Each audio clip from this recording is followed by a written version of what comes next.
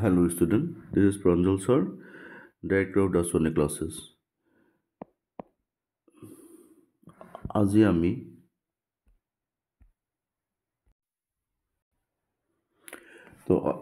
আজি আমি 22 জানুৱাৰী মৰ্নিং শিফ্টত যি ফিজিক্সৰ পৰীক্ষা হৈ গৈছিলে সেই ফিজিক্সৰ পৰীক্ষাৰ বিষয়ে আমি চাবলৈ গৈ আছোঁ।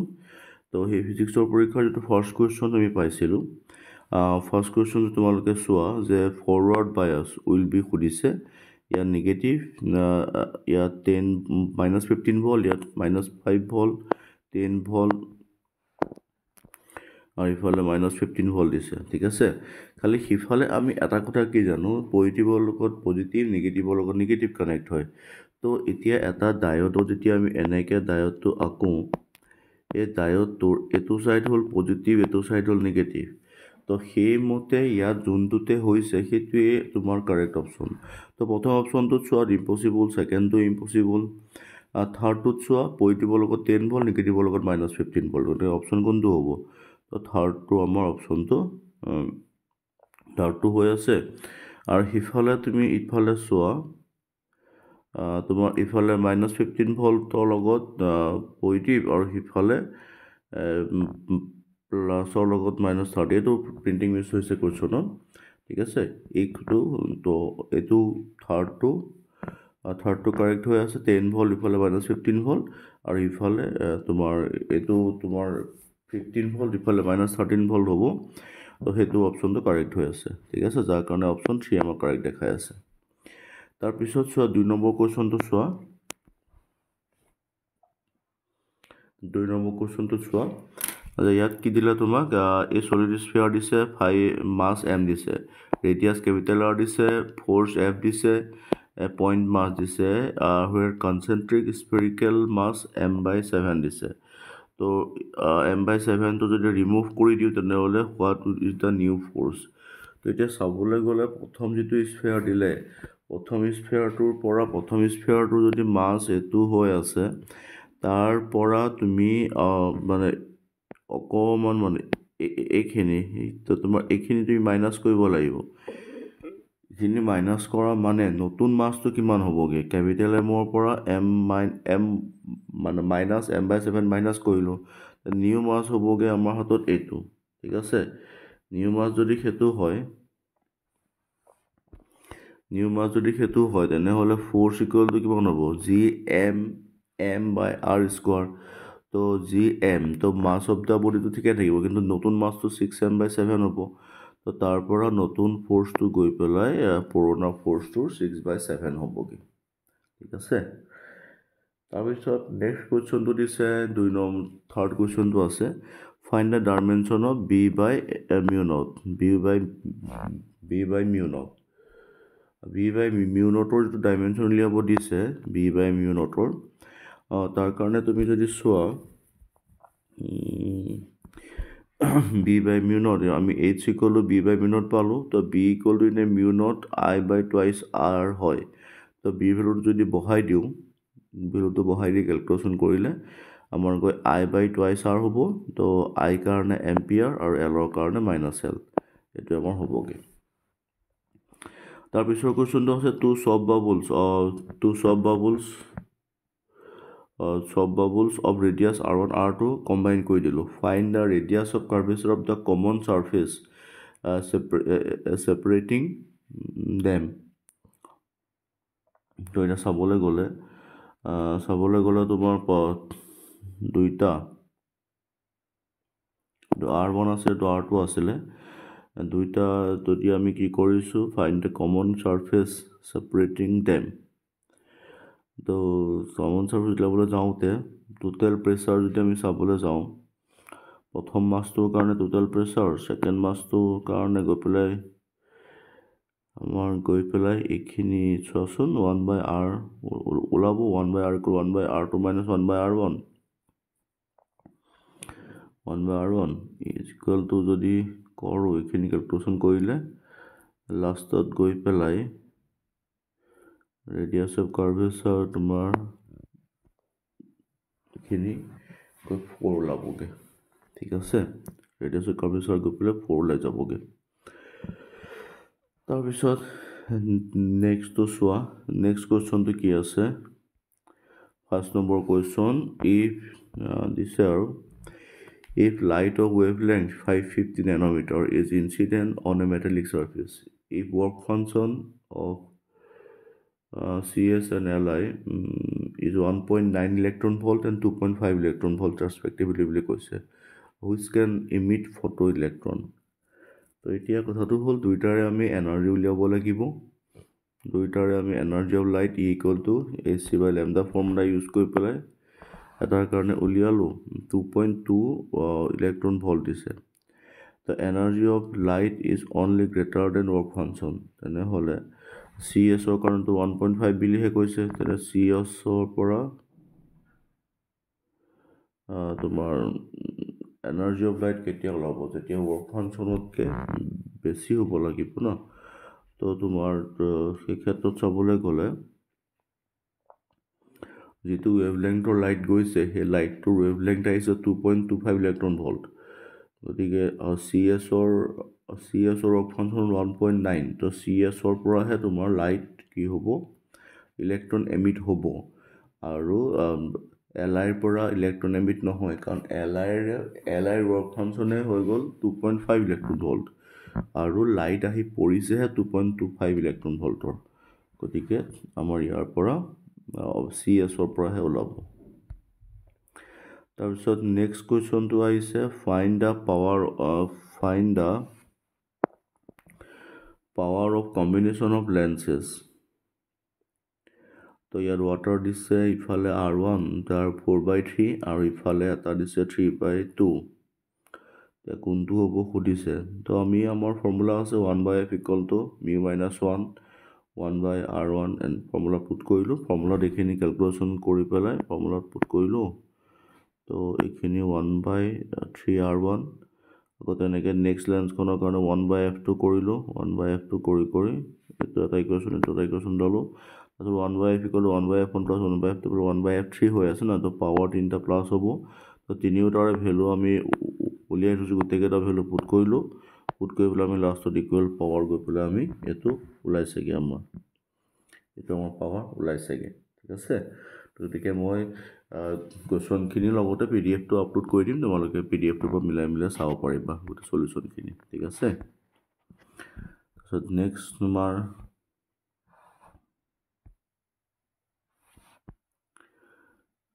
নেক্সট কুৱেশ্যনটো আছে যে an object is thrown with speed 16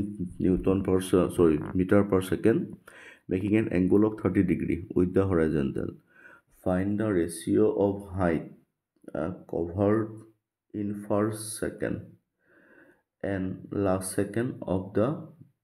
upward journey তো এতিয়া upward journey height covered in the first second and last second ratio লাগে আমাক ঠিক আছে তো লাষ্ট সেকেন্ডৰ ৰেচিঅ' লাগে তো এতিয়া কুৱেশ্যনটো তোমাৰ ফাৰ্ষ্ট সেকেন্ডটোৰ কাৰণে UI তোমাক দি দিছে UI মানে 30 এংগল আছে তো 60 sin 30 এইটো পালোঁ তো ইয়াৰ পৰা Y = ফৰ্মুলা পুট কৰি সেইমতে ভেলুখিনি পুট কৰি এটা ইকুৱেশ্যন ল'ল তাৰপিছত নেক্সট এইটো ফৰ্মুলা মতে আমি H1 30 কৰি পেলাই পালোঁ এইটো আৰু H2 পালোঁ 5 তাহলে H1 by H2 আমাৰ কিমান হ'লগে 5:1 আমাৰ আনসাৰ ওলাব তাৰপিছৰ কুৱেশ্যনটো আছে ষ্টেটমেন্ট 1 and ষ্টেটমেন্ট 2 আছে ষ্টেটমেন্ট 1 কি দিছে fringe comes closer in denser medium in Y double slit and Young's double slit experiment ঠিক আছে আৰু ষ্টেটমেন্ট 2 দিছে light travels slower in denser medium তো light travel slower in denser medium এইটোতো শুদ্ধই হয় ঠিক আছে এইটো শুদ্ধই হয় আৰু fringe comes closer in denser medium তো এতিয়া কথাটো হ'ল অপশ্যনখিনি কি আছে চোৱা statement 1 is true statement 2 is true statement 2 is the correct explanation of statement 1 তো ষ্টেটমেণ্ট 2টো শুদ্ধ হয় ষ্টেটমেণ্ট 1টো শুদ্ধ হয় কিন্তু এটা কথাটো হ'ল 1ত যিখিনি কথা কৈছে সেইখিনি এজ এ হ'ল সেইখিনিৰ ওপৰত বেছ কৰি 2টো শুদ্ধ নে ভুল তো ইয়াত চাবলৈ গ'লে চোৱা Prince comes closer in denser medium into হয় আৰু light travel slower আৰু denser mediumত closer কিয় হয় slower কাৰণে হয় গতিকে statement 1 শুদ্ধ statement 2 শুদ্ধ and statement 2 is correct explanation of for statement 1 সেইটো শুদ্ধ গতিকে আমাৰ question number 1 টো শুদ্ধ তাৰ পিছৰ কোৱেশ্চনটো আছে fine current in the circuit jockey is at middle point of 1 ওম তো দি দিছে এইটো 9.9 ভল্ট ইফালে 1 ওম দিছে এইটো জকি পইণ্টটো ঠিক আছে তো এতিয়া কথাটো হ'ল উলিয়াব কি দিছে চোৱা কি পইণ্ট দিছে কাৰেণ্ট উলিয়াব লাগে তো এতিয়া বেলেগ কথা একো নাই আৰু ইয়াত তুমি চাবলৈ গ'লে এইটো 0.9 ইফালে মিডল পইণ্টত থকাৰ লগে লগে এইটো হাফ কৰি দিয়ে এইফালে 2 ওম ইয়াৰ পৰা আমি ইকুইভেলেণ্ট ৰেজিষ্টেঞ্চ উলিয়াই ল'লোঁ তো ইয়াৰ পৰা ৰিকুৱাৰ্ড টু 0.9 ওম ওলাল তো আই ইকুৱেল টু 0.9 আৰু ইফালে ভল্টেজো 0.9 দিয়া আছে 1 এম্পিয়াৰ আমি কাৰেণ্ট পালোঁগৈ তাৰপিছত 10 নম্বৰ কুৱেশ্যনটো চোৱা for hydrogen radius of first and second তাৰপিছত first and second excited states are 5.3 × -11 metre and 8.4 × -10 meter ratio of de Broglie wavelength is lambda 1 is to lambda 2 equal to option দিছে আৰু কিন্তু আমি twice per equal n lambda বুলি জানো তো twice per r জাগাত n lambda 1 তেনেকৈ lambda 2 সেইখিনি পুট কৰিলোঁ lambda 1 by lambda 2 তাৰ পৰা গৈ আমাৰ 15:16 আমি অপশ্যনটো পাইছোঁগৈ ঠিক আছে তাৰপিছত কৈছোঁ which of the following represent correct relation between resistivity of conductor and temperature তো এতিয়া which of the following represent correct relation between resistivity of conductor and temperature বুলি কোৱাৰ লগে লগে তেতিয়া চোৱা ইয়াত ৰেজিষ্টিভিটি অফ টেম্পাৰেচাৰৰ কথাটো কি হয় ৰেজিষ্টিভিটি টেম্পাৰেচাৰ যিমানে বাঢ়িব ৰেজিষ্টিভিটি সিমানে কি হ'ব ইমানে বাঢ়ি গৈ থাকিব ঠিক আছে ৰেজিষ্টিভিটি বাঢ়ি গৈ থাকিব তো এতিয়া প্ৰথম গ্ৰাফটোৰ বাহিৰে বাকীকেইটা গ্ৰাফটো বুজা নাই কি হোৱাৰ পচিবল নহয় গতিকে আমাৰ যিটো ফাৰ্ষ্ট গ্ৰাফ আছে সেইটোৱে আমাৰ শুদ্ধ হ'ব তাৰপিছত নেক্সট কুৱেশ্যনটো আছে two organ pipe one is open and another is closed and the densities of gas filled in the ratio' is 1:16 and তেনেকৈ দি দিছে harmonic frequency of closed organ pipe is equal to 4 harmonic of open organ pipe. So find the length of the open organ pipe if length of closed pipe is 10 cm and Bach modulus is same for both. এতিয়া চোৱা open organ pipe তো আছে open organ pipe formula কি হয় nu1 by twice nu1 and closed organ pipe formula কি হয় nu2 by 4 times of length 2 এতিয়া না বাই কুৱেশ্যন দিও দিছে ৰেচিঅ' কিমান ডেনচিটি 1:16 1:16 তাৰ পৰা ভেলচিটি যদি আমি আৰু এক্সিলাৰেশ্যনটো ইকুৱেশ্যন v1 of v2 গ'লোঁ ρ2 by ρ1 হয় তাৰ পৰা v1 of v2 পাই গ'লোঁ তো এতিয়া আমি যদি চাওঁ ইয়াত দিছে 9th harmonic frequency of the organic 4th harmonic তো 9th frequency is 9 ফ্ৰিকুৱেঞ্চিটো কাৰ সমান হয় বুলি কৈ আছে তোমাৰ 4ৰ সমান হয় তো এইমতে ভেলু কেলকুলেশ্যন কৰিলে লেংথটো গৈ আমাৰ ওলাই যাবগৈ লেংথটো ধুনীয়াকৈ ওলাই যাব আমাৰ তাৰপিছৰ কুৱেশ্যনটোত আছে আইচ এট -10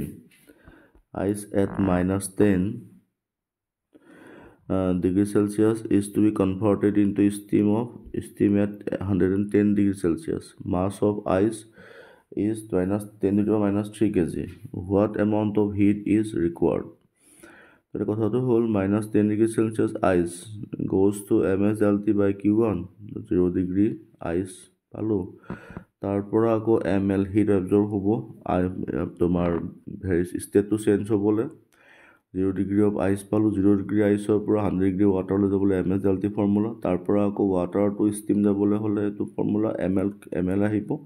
তাৰ পৰা আকৌ ষ্টিম 10 ডিগ্ৰী 110 ডিগ্ৰীলৈ যাবলৈ হ'লে তোমাৰ MS ডেল্টা ফৰ্মুলা আহিব তো আমাক ইয়াত Q1 Q2 Q3 Q4 Q5 চাৰিটা হিট লাগিব তো চাৰিটা হিটৰে কনচেপ্টটো লৈ পেলাই এটা হিটকে উলিয়াই পেলাই চাৰিওটা প্লাছ কৰি দিলে ইয়াৰ অপশ্যনটো আনচাৰটো আহি যাব তাৰপিছত দিছে ৱায়াৰ অফ লেংথ তোমাৰ দি দিছে ৱায়াৰ অফ লেংথ তোমাৰ তাৰপিছত linear charge density lambda is placed on edge of cube then find the flux passing through cube তো এতিয়া চাবলৈ গ'লে কুৱেশ্যনটো তোমাৰ চোৱা মানে এজ লেংথটো কিমান আছে A/2 দি দিছে আৰু ইফালে লেমডাও দি দিছে তোমাৰ তেনেহ'লে আমাৰ ফৰ্মুলা ফাই ইকুৱেল টু তোমাৰ হেৰি ফৰ্মুলা মতে কিউ বাই এপচাইলনত নহয় জানো খালি কিউজটো কি হয় ইনচাইড কিউ হয় তো ইনচাইড কিউ উলিয়াবলৈ যাওঁতে লিনিয়াৰ চাৰ্জ ডেন্সিটি দিয়ে দিছে কিউ ইকুৱেল টু কি হয় লেমডা ইনটু এল তো লেমডাৰ ভেলু দিছে লেমডাই আৰু এলৰ ভেলু দিছে A/2 ঠিক আছে তো তাৰ পৰা এইটো ওলাই যাব 14 নম্বৰটো 15 নম্বৰ কুৱেশ্যনটো আছে the radius of ground state is A0 the radius of first excited state is তোমাৰ কিমান হ'ব R equal to A0 বুলি কৈ দিছে তেনে Rn equal to A0 n square by z সেইমতে ভেলু পুট কৰি দিয়া n equal to twice of A0 তাৰপিছত আছে which of the following is not true decay constant does not depend on temperature তাৰপিছত decay constant does not depend on temperature decay constant increases with temperature and T half equal to ln2/2 yeah decay constant does increases temperature or decay constant to কোনো সম্পৰ্কই নাই কি গতিকে আমাৰ option second তো হোৱাৰ possibility বেছি হয় আৰু তাৰপিছত আছে vernier scale division always has small division then main scale division তো হয় কথাটো A vernier constant is number of division of vernier scale multiplied by main scale division. সেইটোহে মোৰ অকমান লগা নাই গতিকে প্ৰথম পইণ্টটো শুদ্ধ ভাৰ্নিয়াৰ স্কেলটো শুদ্ধ সেকেন্ড পইণ্টটো মোৰ ভুল লাগিছে গতিকে ফাৰ্ষ্ট পইণ্টটো ট্ৰু সেকেন্ড পইণ্টটো ভুল গতিকে অপশ্যন কোনটো আছে অপশ্যন তোমাৰ 3টো আছে অপশ্যন 3টো আছে ঠিক আছে তাৰপিছত নেক্সট আছে question the capacitor having capacity তোমাৰ কিমান বুলি ক'লে 40 microfarad is connected with 100 volt battery a dielectric constant is inserted between plates of capacitor then change in charge of capacitor plate and change in energy stored in capacitor will be কথাটো হৈ গ'ল কি যে বাই question Q তোমাক দি দিছে ইফালে ইয়াৰ পৰা তোমাৰ কিউ ইনিচিয়েল উলিওৱা হ'ল আৰু ইফালে কিউ প্লেটখনো দি দিছে 40 মাইক্ৰ'ফেৰাডকে কেপাচিটি উলিওৱা হ'ল আৰু ডাইলেক্ট্ৰিক কনষ্টেণ্ট দিয়াৰ পিছত ফাইনেল কেপাচিটৰ কিমান হ'ব 80 ইনটু 100 ভল্ট ইউজ কৰি পেলাই সেইটো উলিওৱা হ'ল তাৰ পৰা আমি এটাৰ পৰা মাইনাছ কৰিলে আমি চেঞ্জ ইন চাৰ্জ কিমান পাম 4 মাইক্ৰ'কুলম তাৰ পৰা ইনিচিয়েল এনাৰ্জিটো উলিয়াই দিলোঁ ফাইনেল এনাৰ্জিটো উলিয়াই আঁতৰ পৰা মাইনাছ কৰি দিলোঁ তেনেহ'লে এতিয়া change in energy stored in the capacitor তাৰ পৰা ওলাই যাব ঠিক আছে তাৰপিছত 19 নম্বৰ কুৱেশ্যনটো আছে এটা particle shown in the figure is just able to complete the vertical circular motion find the ratio of kinetic energy at A to the kinetic energy at B তো এতিয়া চাবলৈ গ'লে particle shown in the figure able to complete the vertical circular motion find the ratio এটা vertical circular motion বুলি কওঁতে initially যদি আমি চাবলৈ যাওঁ 0 প্লাছ হাফ এম যি জেগাত আমি 5gl আমি কনচিডাৰ কৰিলোঁ সেইমতে এটা ইকুৱেশ্যন ওলাল আৰু ইজ ইকুৱেল টু আমাৰ কি হ'ব লিনিয়াৰত আমি mg l 1 মাইনাছ cos থিটা হাফ mva স্কোৱাৰ বি পইণ্টৰ এ পইণ্টত আমি যেতিয়া উলিয়ালোঁ তো উলিয়াওঁতে দুইটাৰ ইকুৱেশ্যনৰ পৰা আমি ইকুৱেলটো গৈ পেলাই MgL 5/2 minus এইখিনি ইকুৱেলটো আমি গৈ পেলাই হাফ MB স্কোৱাৰ ইকুৱেলটো টুৱাইছ MgL পালোঁ। এতিয়া আমি আকৌ এনাৰ্জি কনজাৰ্ভেশ্যনত P and B পইণ্ট যদি চাবলৈ যাওঁ, P and B পইণ্টৰ লগত মিলাবলৈ গ'লে 0 প্লাছ হাফ P পইণ্টত সেইটো থাকিব। এতিয়া B পইণ্টত আমি সেইমতে যেতিয়া ল'ম হাফ MVB স্কোৱাৰ, তাৰ পৰা গৈ আমি এনাৰ্জি এক্সপ্ৰেশ্যন পালোঁগৈ কিমান MgL। দুইটা যেতিয়া আমি ৰেচিঅ' ল'ম, দুইটা ৰেচিঅ' ল'লে 2:1 আমি পাই যাম। তাৰপিছত আছে 20 number কুৱেশ্যনটো, a mass of a disk is m and radius capital R. A cavity of radius r/2 is created. Find the moment of inertia about an axis passing through the center of disk. তো এতিয়া আমি ইয়াৰ পৰা উলিয়াবলৈ যাওঁতে তোমাৰ moment of inertia center of disk, তো moment of inertia of the disk minus cavity যদি কৰোঁ, তাৰ পৰা moment of inertia of the diskৰ কাৰণে mr²/2, সেইমতে বাইখিনি যেতিয়া আমি কৰিম 13 mr²/32 আমাৰ ওলাই গ'ল। তাৰপিছত আছে 21, unit of all quantities is in SI system. যদি আমি চাবলৈ যাওঁ ইজ ইন SI চিষ্টেম, তো ইয়াত K1 = 60, K2 = 120 আছে, and K3 = 135 ডিগ্ৰী চেলচিয়াছ দিয়া আছে। তো fine the final junction T। ইয়াত যদি চাবলৈ যাওঁ তোমাৰ R1 = L/KA আমি পাই আছোঁ, ইফালে R2 = L/K2 পাই আছোঁ, ঠিক আছে। তাৰপিছত ইকুইভেলেণ্টটো উলিয়াবলৈ R1 R2/R1 + R2 সেইমতে ভেলু পুট কৰিলোঁ। ভেলু পুট কৰি পেলাই এটা ডাঙৰ ইকুৱেশ্যন আহি গ'ল। তাৰপিছত L/K আমি উলিয়ালোঁ। L/K উলিয়াবলৈ যাওঁতেই সেইমতে L-ৰ ভেলুখিনি আৰু Q-ৰ ভেলুখিনি পুট কৰিম, চব কাটাকুটি গৈ L/K1 + K2 × A আহিব।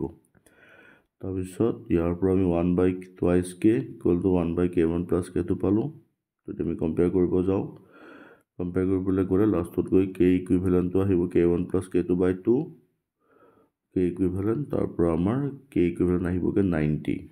ঠিক আছে। তো এতিয়া K ইকুইভেলেণ্ট 90 আহিল আৰু ইফালে K = 135 আছে। তাৰ পৰা আমাৰ যিটো টেম্পাৰেচাৰ ডিফাৰেঞ্চ আছে, তো আমি ফৰ্মুলা পুট কৰিলোঁ 100 - T/L, ইফালে পুট কৰি পেলাই আমাৰ T = 40 ডিগ্ৰী চেলচিয়াছ আমাৰ ওলাবগৈ, ঠিক আছে। তাৰপিছৰ কুৱেশ্যনটো আছে 22 নম্বৰ আছে, N electron projected horizontally between two horizontal charge plates আছে, emerges with horizontal speed 10⁶ m/s. If length of the plate is 10 cm and electric field between plate is 9.1 volt, then vertical component of velocity of the electron when it emerges will be, তো এতিয়া 9.1 ভোল্ট/কুলম আছে। ইলেক্ট্ৰনটো গ'ল electric ফিল্ডত, গৈ পেলাই emerge হৈছে 10⁶। তো এতিয়া চাব গ'লে টাইম যদি উলিয়াবলৈ যাওঁ, লেংথ বাই ভেলচিটি, তো লেংথ 10 cm বুলি কৈছে, ভেলচিটি দি দিছে 10⁶ m/s। সেইমতে কৰিলে 10⁻⁷ ছেকেণ্ড লাগিব। এণ্ড VY যদি চাওঁ EM/MT, সেইমতে ভেলু পুট কৰিলে আমাৰ VY ওলাই যাব। তাৰপিছত 23 নম্বৰ কুৱেশ্যনটো আছে, the object is placed in front of a convex lens, then one surface of lens gets silvered, the R is the radius of curvature of lens of mu is refractive index,